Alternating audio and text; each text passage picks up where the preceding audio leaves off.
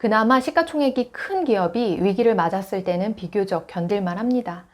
시총이 큰 기업이 무조건 옳다 이런 말을 드리려고 하는 게 아니라 상대적인 거예요.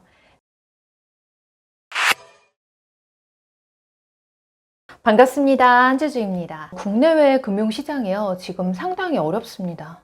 코스피는 9월 28일을 기준으로 1년 저점을 돌파해버렸고요. 주식시장은 경제의 선행 변수 역할을 하는데 앞으로의 경제가 침체의 국면으로 접어들 것으로 판단한 시장 참여자들이 지금 주가를 거칠게 끌어내리고 있어요. 보통 경제보다 주가가 한 6개월 정도 선행해서 반응한다고 하거든요. 그래서 주가가 좋으면 6개월 후에 경기가 좋고 주가가 나쁘면 6개월 후에 경기가 나빠진다, 이 정도로 보는 게 일반적인데요. 그 주가의 저점이 어디인지를 알 수 없다는 게 항상 우리에게 숙제로 남아 있습니다. 위기 시에 안전한 곳에 투자할 것인가, 아니면 호황 시에 급등하는 곳에 투자할 것인가, 여러분들은 어느 쪽 투자를 선호하실까요? 저는 분명해요. 저는 위기 시에 비교적 안전한 곳에 더 끌립니다. 그렇다고 해서 너무 안전하기만 하다 보면요, 결국 뭐 예금 적금 수익률에 만족을 해야 될 테니까 그럴 순 없잖아요. 그래서 주식 중에서 제가 비교적 안전하다고 생각하는 쪽에 투자하는 편인데요. 제가 생각하는 위기 시 비교적 안전한 종목의 특징을 3가지 말씀드려 볼게요. 첫 번째로 중심 제품과 서비스의 실적이 견고하게 받쳐주는 기업인지를 생각해 보셔야 돼요. 지금은요, 실적 장세의 상황입니다.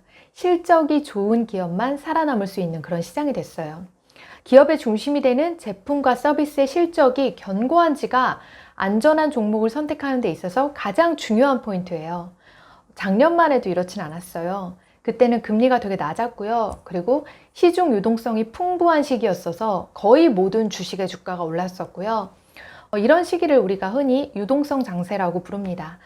유동성 장세 때는요, 실적이 없는 기업의 주가도 막 올라요. 혹시 여러분들이 PDR이라고 하는 거 들어보신 적 있으신가요? Price to Dream Ratio라고 하는 건데요. 이걸 직역하면 주가 꿈 비율이에요. 현재 특정 기업이 딱히 눈에 보이는 성과가 없어도 꿈만 먹고 자라는 기업들의 주가가 주름 잡는 때가 있는데, 이때가 바로 유동성 장세의 특징입니다. 반면에 지금같이 막 금리가 3연속 자이언트 스텝으로 막 폭등하면서 시중에 돈이 빠르게 줄어드는 시기에는요, 실적 장세로 넘어갑니다. 실적이 주가를 지탱하는 그런 중요한 원천이 되는 거예요. 이런 시기에는요, 잘 나가던 기업도 실적이 삐끗하면 주가가 무섭게 빠집니다. 이런 실적 장세 시즌이 돌아야 하면 살아남는 자와 죽는 자가 비로소 갈리기 시작하는데요. 어쩌면 지금이 그 기로에 서 있는지도 몰라요. 빚으로 사업을 일궈왔던 기업이나 국가는 지금 같은 상황에 견디지 못하고 무섭게 침몰해 버릴 수 있어요. 하지만 지금 이 어려운 시기를 잘 넘기고 또 좋은 실적을 이어가서 이런 시기를 무사히 넘겨내면 다음에 유동성 장세를 맞이할 때 더 큰 기쁨을 누릴 수 있습니다. 자, 그리고 두 번째는 여러분들이 좀 편하게 투자하시려면 시총이 큰 기업을 선택하시는 게 좋으실 거예요. 그나마 시가총액이 큰 기업이 위기를 맞았을 때는 비교적 견딜만 합니다. 시총이 큰 기업이 무조건 옳다 이런 말을 드리려고 하는 게 아니라 상대적인 거예요. 지금 같은 어려운 시기에 시가총액이 적은 성장주들은요, 타격이 더 심해요. 특정 기업의 주가 변동성을 측정하는 지표로 베타라는 게 있어요. 베타는 특정 표준과 관련된 주식의 상대적인 변동성을 측정하는 계산값인데, 미국 주식의 경우에는요, 그 베타의 기준이 되는 값이 S&P 500이고요. S&P 500에서 차지하는 비중이 높을수록 일반적으로 베타가 낮습니다. 변동성이 낮다는 뜻이에요. 베타가 낮은 주식은 올라갈 때 조금 덜 올라가지만 위기 때 조금 더 덜 떨어지는 경향이 있어요. 무게가 큰 물건이 조금 더 천천히 움직이고 가벼운 물건이 쉽게 휙 날아가는 것처럼 그렇게 생각하시면 돼요. 시가총액이 큰 그런 묵직한 기업들에 투자하시는 것을 선호하지 않는 분들도 물론 있으신데, 그게 이 베타 때문이기도 하겠죠. 베타가 높으면 하이리스크 자산이라고 하는 그런 의미가 되는 거고, 하이리스크는 또 하이리턴과 연결되어 있는 거잖아요. 근데 시가총액이 높으면요, 베타가 좀 낮기 마련이라서 로우리스크 로우리턴 쪽으로 치우치게 돼요. 그래서 한방 투자를 원하시는 그런 투자자분들은 시가총액이 높은 기업에 투자하는 게 그렇게 썩 좋아하지는 않으시는 것 같습니다. 안전 제일의 투자를 원하시는 분들은 하지만 이 시가총액 큰 기업에 관심을 가지시는 편이 더 좋아요. 그리고 세 번째는 여러분들이 좀 안전하게 투자를 하시려면 그 종목을 보유한 주주분들의 특성을 생각을 해 보셔야 돼요. 설마 여러분들 혹시 애플 같은 주식을 단타용으로 쓰시는 분 보신 적 있나요? 저는 애플을 단타용으로 매수하는 분들은 거의 본 적이 없는 것 같은데요. 이렇게 그 종목에 들어가 있는 주주들의 특성이 되게 중요합니다. 위기 시에 비교적 안전한 것을 고르고 싶으시다면 어떤 주주들이, 어떤 특성의 주주들이 이 종목을 사는가 그걸 생각해 보셔야 돼요.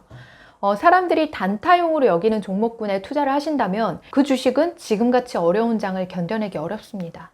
부안에 동하는 투자자들은요, 시장이 조금만 흔들려도 잠시를 기다리지 못하고 다 탈출해 버리거든요. 단타 치시는 분들이 많이 몰려있는 그런 주식만 잔뜩 소유를 하고 계시다면 위기 상황을 순조롭게 버텨내실 수 없을 거예요. 예를 들어서 테마주 같은 경우가 이런 단타 종목의 대표적인 예인데요. 대북 테마주, 정치 테마주, 대선 테마주 이런 것들 있잖아요. 만약에 이런 데 투자하시면 나락으로 가는 것은 진짜 1순위라고 보시면 됩니다. 그래서 순풍보다는 역풍에 더 강한 기업에 투자하는 것이 중요해요. 보통 역풍에 더 강한 기업은요, 진득한 장기 투자자분들을 많이 거느리고 있는 경향이 있기 때문입니다. 오늘은 제가 위기 시에 강한 종목을 선택하는 방법 3가지를 말씀드렸어요. 첫 번째로 중심 제품과 서비스의 실적이 견고하게 받쳐주는 기업인지를 생각해 보시라 했고요. 그리고 두 번째는 시가총액이 큰 기업을 선택하시는 게 좀 안전하다고 말씀드렸어요. 그리고 마지막으로 세 번째는 그 종목을 보유하고 있는 주주분들의 특성을 좀 생각해 보시는 거예요. 좀 진득한 투자자분들이 많은 기업으로 투자를 하신다라고 하면 마음이 편하시겠죠? 지금의 어려운 시기를 잘 겪어내시는 것이 앞으로의 투자에 더 도움되실 거라고 생각해요. 앞으로는 위기에 더 강한 종목에 끌리시게 될 거고요. 그리고 섣부른 대응이 오히려 화를 초래한다는 것도 배우게 되실 거예요. 저도 역시 그런 배움 중에 있는 거고요. 피터 린치가 지금 우리에게 도움이 될 만한 이야기를 하나 해줬는데 제가 이 내용을 말씀드리고 마무리를 해볼게요. 누군가 시장을 예측할 때 우리는 귀를 기울이는 대신 코를 골아야 한다. 그 비결은 자신의 육감을 믿지 말고 오히려 자제력을 발휘해서 육감을 무시하는 것이다. 회사의 근본이 바뀌지 않는 한 주식을 계속 보유하라. 시장이 어땠든 상관없이 저는 제가 보유한 주식들의 근본이 바뀌진 않았다고 생각하고요. 그래서 저는 제가 보유하고 있는 위기시 강한 종목들을 팔지 않고 계속 들고 가 보겠습니다. 오늘은 여기까지예요. 주주님들 편안한 밤 되세요.